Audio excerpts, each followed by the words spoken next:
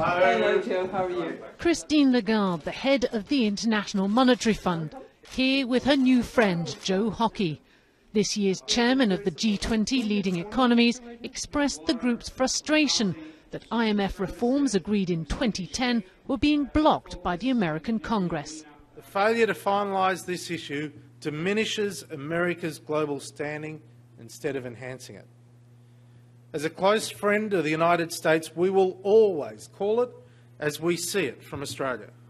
And in relation to the reforms of the IMF, this impasse in the United States is letting everyone down.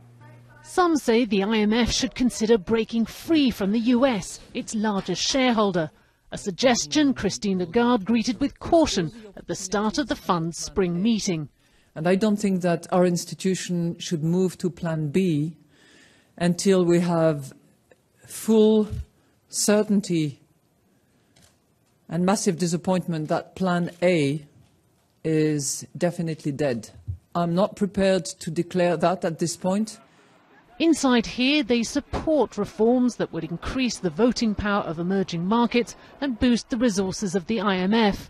But the Obama administration hasn't done enough to persuade Republicans in the House of Representatives. They've got problems with the idea that if the IMF makes very large loans, there's a lot more risk to the United States taxpayer than there was before, because now the IMF is lending on a scale that has never lent before. The sense of shared responsibility that led America to create the IMF at the end of World War II is wearing away.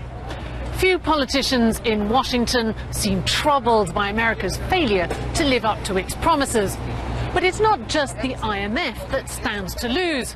Next time America wants support for some of its priorities, it may find it's not there. Michelle Fleury, BBC News, Washington.